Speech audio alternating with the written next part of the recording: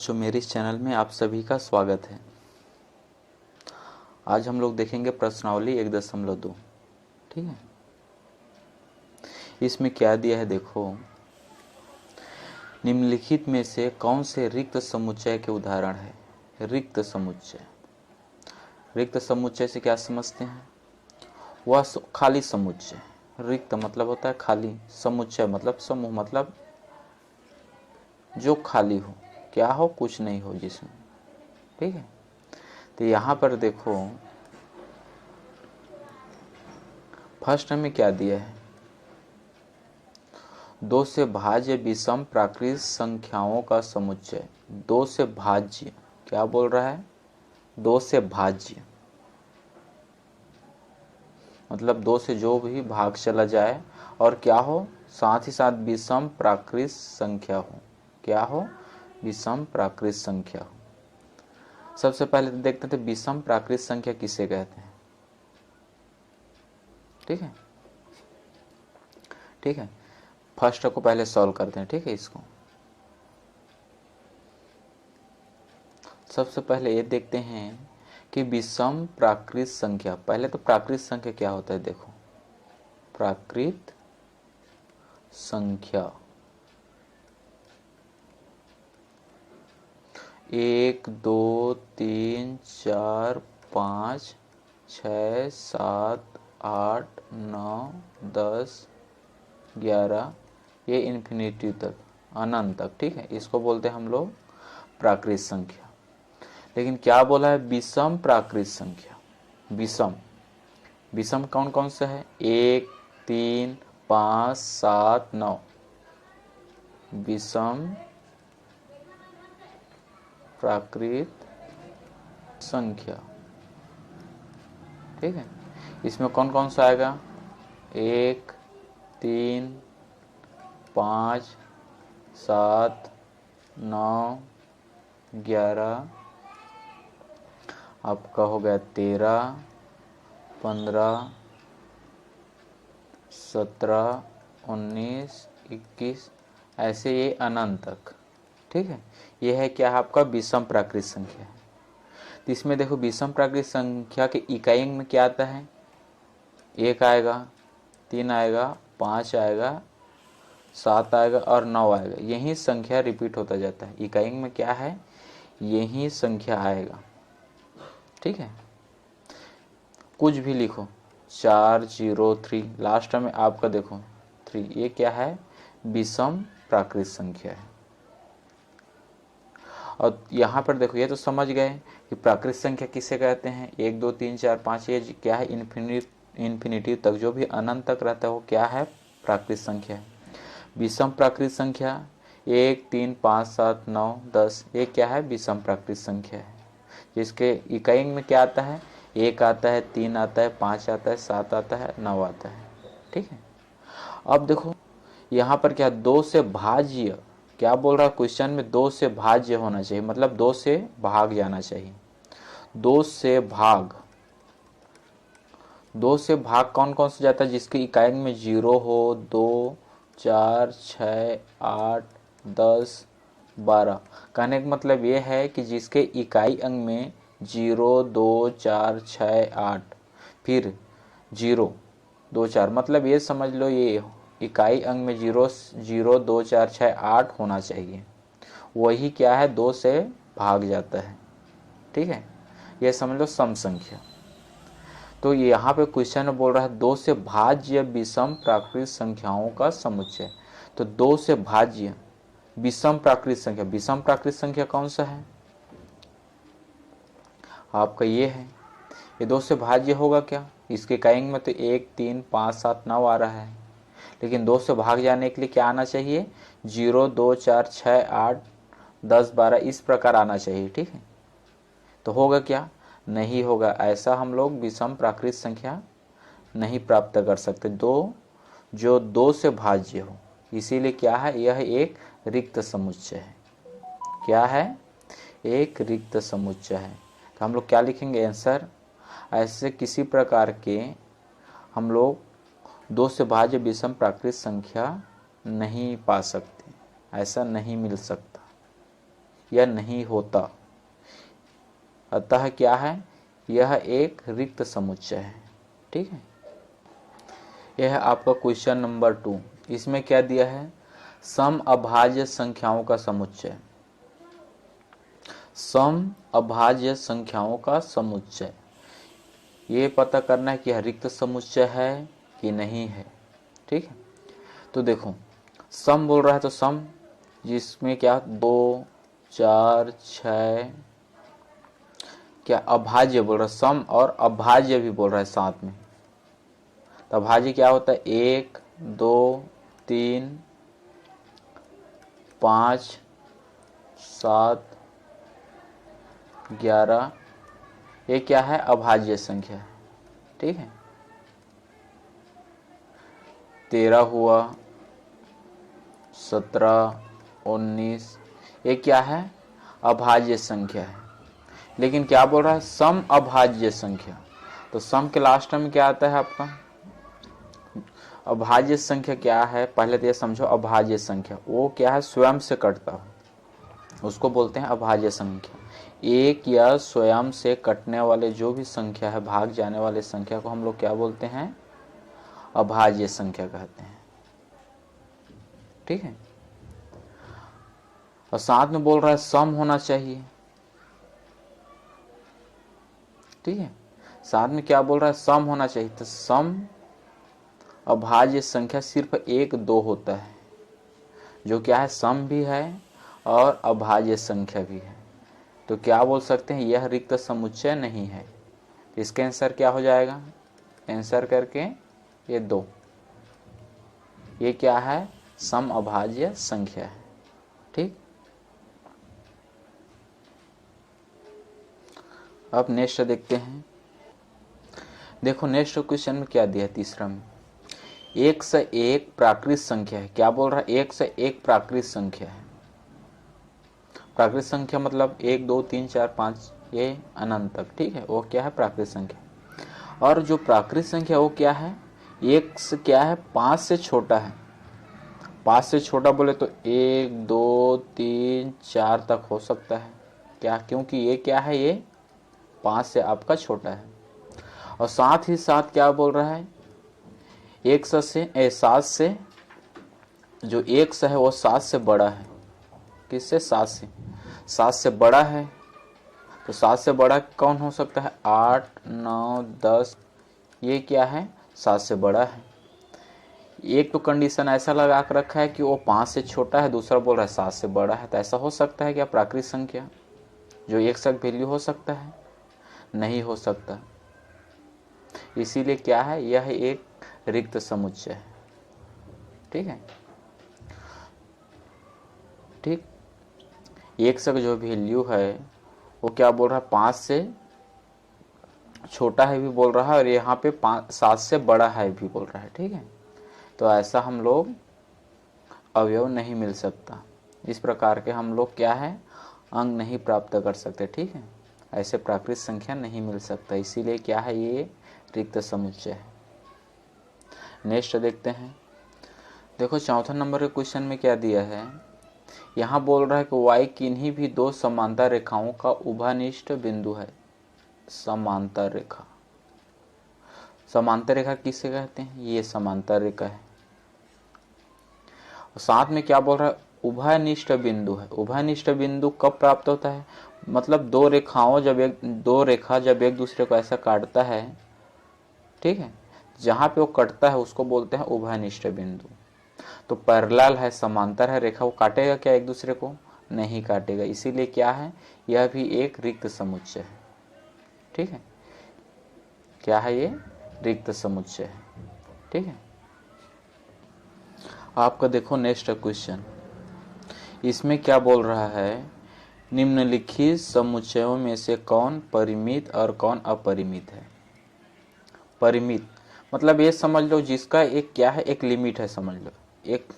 ठीक है, जिसको हम लोग व्यक्त कर सकते हैं, एक समूह में व्यक्त कर सकते हैं, जिसकी एक सीमा है, ये समझ लो परिमित। अपरिमित जिसका सीमा नहीं है।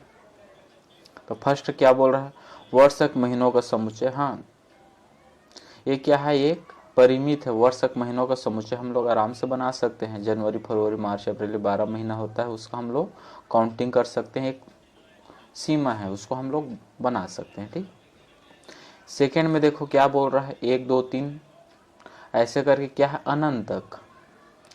तो ये क्या है, एक अपरिमित है, क्योंकि यहाँ पे 1 2 3 के बाद पता नहीं कहाँ तक है, जिसका हम लोग काउंट नहीं कर सकते, इसीलिए क्या है, एक अपरिमित है।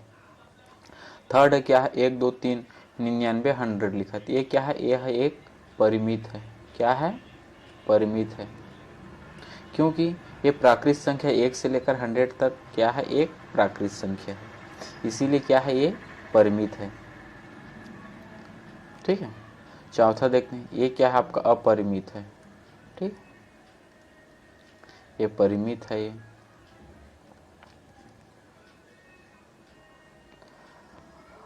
यहाँ पे देखो चौथा में क्या बोल रहा है, 100 से बड़े धन पूर्णांकों का समुच्चय। 100 से बड़े धन पूर्णांक, 100 से बड़े तो 101 102 ऐसे करके अनंत है। ठीक है, ये भी क्या है, अपरिमित है। पांचवा देखो, 99 से छोटे अभाज्य पूर्णांकों का समुच्चय। हाँ, इसका हम लोग क्या है, ये परिमित है, इसको हम लोग आराम से काउंट कर सकते हैं, इसकी सीमा है। इसका हम लोग कहने का मतलब एक समुच्चय बना सकते हैं। ठीक है, समझ गए। वर्षक महीनों का नाम, ये समझ लो कि इसको हम लोग काउंट कर सकते हैं, तो ये क्या परिमित है। इसको काउंट नहीं कर सकते, इसीलिए अपरिमित है। इसको भी कर सकते हैं, इसीलिए परिमित है। 100 से बड़े धन पूर्णांकों का समुच्चय भी हम लोग काउंट नहीं कर सकते, लिख नहीं सकते, इसीलिए क्या, ये भी अपरिमित है। और 99 छोटे अभाज्य पूर्णांकों का समुच्चय, इसको भी हम लोग बना सकते 100 से नीचे, इसीलिए क्या है, यह भी अपरिमित है, परिमित है। ठीक है, अब नेक्स्ट क्वेश्चन देखते हैं। चलो नेक्स्ट देखते हैं, तीसरा नंबर का क्वेश्चन। ठीक है, इसमें क्या बोल रहा है, निम्नलिखित समुच्चय में से प्रत्येक के लिए बताइए कि कौन परिमित, अभी जस्ट बनाया है, कौन अपरिमित है। पहला क्या दिया है, एक अक्ष के समांतर रेखाओं का समुच्चय। देखो, एक अक्ष, मान लो ये एक अक्ष है, क्या है, एक अक्ष है, इसका समांतर बोल रहा है। ठीक है, समांतर अनगिनत रेखा खींच सकते हैं, खींच सकते कि नहीं खींच सकते हैं। एक अक्ष के समांतर हम लोग अनगिनत रेखाएं खींची जा सकती है। ठीक है, इसीलिए क्या है, ये अपरिमित है। क्या है, अपरिमित। ठीक है, सेकंड में क्या दिया है, अंग्रेजी वर्णमाला के अक्षरों का समुच्चय। हाँ, ये परिमित है। ठीक है, क्योंकि कितना होता है, 26 अक्षर होता है, इसको हम लोग आसानी से व्यक्त कर सकते हैं। ठीक है, क्या है, ये परिमित है। थर्ड क्या दिया है, उन संख्याओं का समुच्चय जो 5 के गुणज है। अब देखो 5 के गुणज, 5 10 15 20 25, 5 10 15 20 25 ऐसे करते करते न जाने कहाँ तक है ये, इसको हम लोग कर सकते हैं क्या, नहीं कर सकते, इसीलिए क्या है, ये अपरिमित है। क्या है, अपरिमित है। ठीक है, नेक्स्ट क्या है, पृथ्वी पर रहने वाले जानवरों का समुच्चय। पृथ्वी पर रहने वाले जानवरों का समुच्चय, हाँ, ये भी एक निश्चित है। ठीक है, इसको भी काउंटिंग कर सकते हैं, व्यक्त कर सकते हैं। ठीक, नेक्स्ट क्या है, यह क्या है, एक परिमित है। ये भी, ये आपका तीसरा अपरिमित है।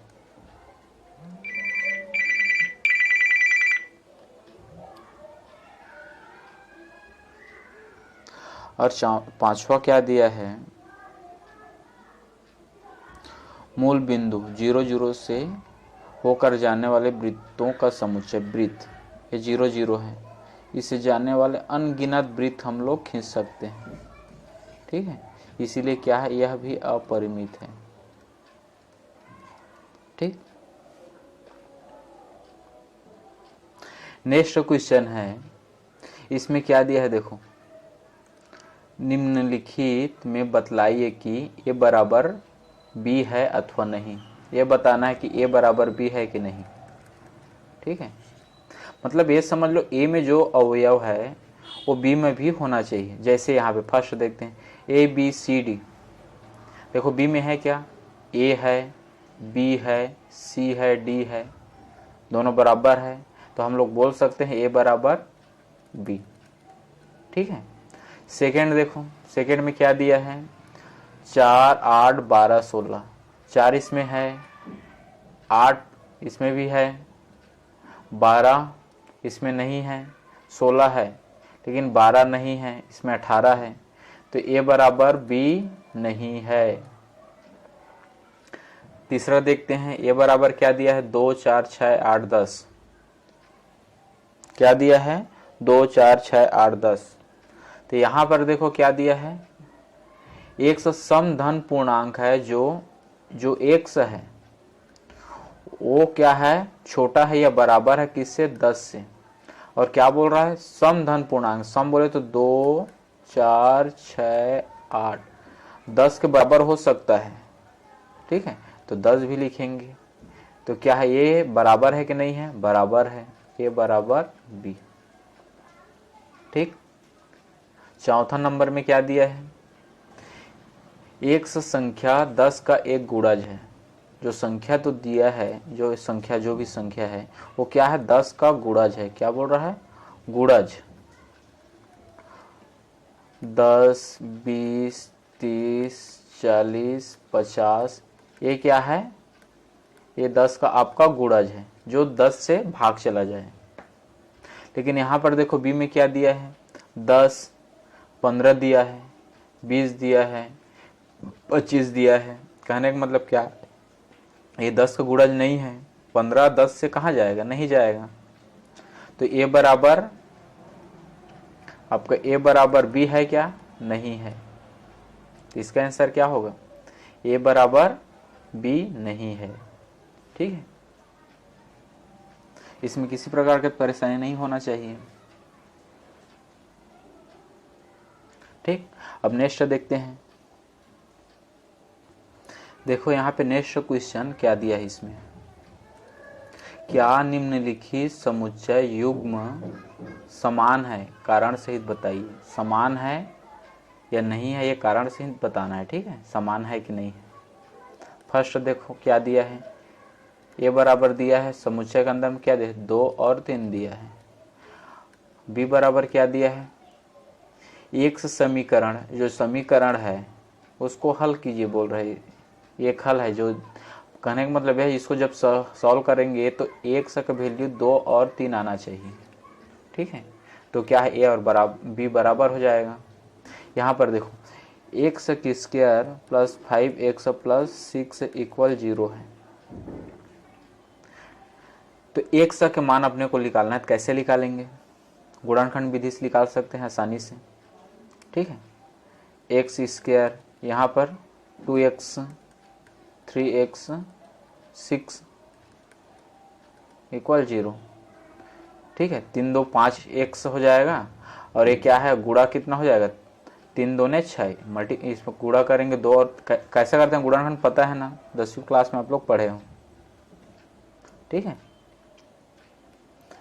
यहाँ पर देखो कैसे करते हैं, एक्स की स्क्वायर ये 5x प्लस 6 है, ये सामने कुछ नहीं मतलब 1 है। तो इसका क्या है, इसको 2 ऐसे भागों में तोड़ना है जिसको गुणा करने पर कितना आना चाहिए, गुणा करने पर 6 आना चाहिए, और प्लस करने पर या फिर माइनस करने पर कितना आना चाहिए, 5 आना चाहिए। तो हम लोग 2 और 3 में तोड़े हैं। ठीक है, इसको 5 को, इसको हम लोग मल्टीप्लाई करेंगे तो कितना आएगा, 6 आएगा। इसको प्लस करेंगे तो कितना आएगा, 5 आएगा। इसीलिए 2 और 3 में हम लोग इसको तोड़ दिए 2 भागों में।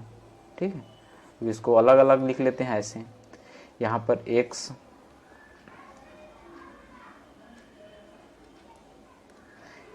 यहाँ x कॉमन निकल जाएगा, तो यहाँ x बचेगा, यहाँ पे 2 बचेगा, प्लस यहाँ पे 3 कॉमन निकल जाएगा, यहाँ पे x बचेगा, 3 2 6।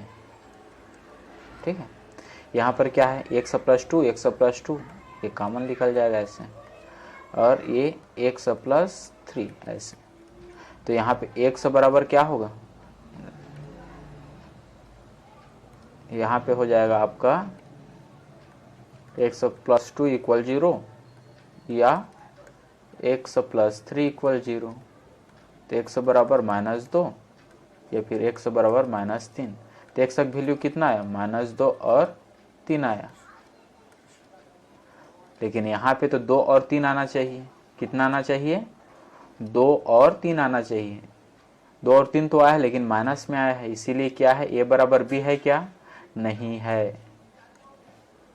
ठीक है, ए बराबर बी इसीलिए नहीं है। ठीक, समझ गए। इसको क्या करेंगे, सेकेंड वाले को हल करेंगे। हल करने के बाद उसका आंसर कितना आ रहा है, 2 और 3 आ रहा है, वो भी माइनस में आ रहा है, इसीलिए क्या है, ए का बराबर नहीं है। सेकेंड को देखते हैं। ठीक है,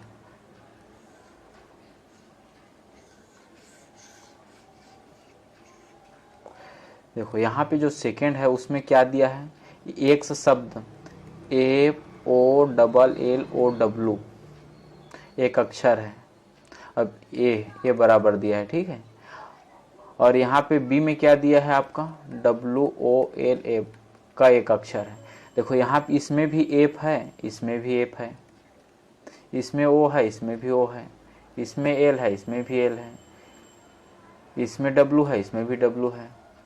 तो क्या है, ये दोनों बराबर है, ये बराबर बी है। क्यों बी है, बेशक यहाँ पर 1 2 3 4 5 6 है, ठीक है।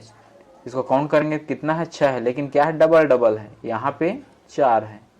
लेकिन यही अंक तो यहाँ पे रिपीट हुआ है, जीरो ही यहाँ पे, जीरो बोलता हूँ, ओ ही यहाँ पे रिपीट हुआ है, एल ही यहाँ पे रिपीट हुआ है। इसीलिए क्या है, ए और बी क्या है, दोनों बराबर है। ठीक, ठीक है। अब नेक्स्ट देखें। देखो 6वां नंबर क्वेश्चन में क्या दिया है, नीचे दिए हुए समुच्चयों में से समान समुच्चयों का चयन कीजिए। समान समुच्चयों का चयन करना है। यहाँ पे देखो ए बराबर क्या दिया है, 2 4 8 12 समुच्चय के अंदर में, ठीक है। बी में है क्या, 2 4 8 12, देखो कहीं पे है ऐसे 2 4 8 12 नहीं है। बी 1 2 3 4 है समुच्चय के अंदर, ठीक है। यहाँ पर देखो तो बी बराबर है आपका डी, है कि नहीं है। देखो यहाँ पे भी 1 है, इसमें भी 1 है, इसमें 2 है, इसमें भी 2 है, इसमें 3 है, इसमें भी 3 है, इसमें 4 है, इसमें भी 4 है। तो ये बराबर डी हुआ। और कौन सा है, देखो ये तो नहीं है, ये और ये बराबर है। -1 और 1, ये देखो -1 मतलब ई बराबर आपका जी है, ठीक है। ई बराबर क्या है, जी है। 0A 0 1 ये भी नहीं है। आंसर क्या होगा आपका, ये होगा आंसर, बी बराबर डी, ई बराबर जी। ठीक है, इस प्रकार आपका सेकंड नंबर का प्रश्नावली खत्म हो गया। ठीक है, नेक्स्ट दिन नेक्स्ट प्रश्नावली पढ़ेंगे। ठीक है, थैंक यू।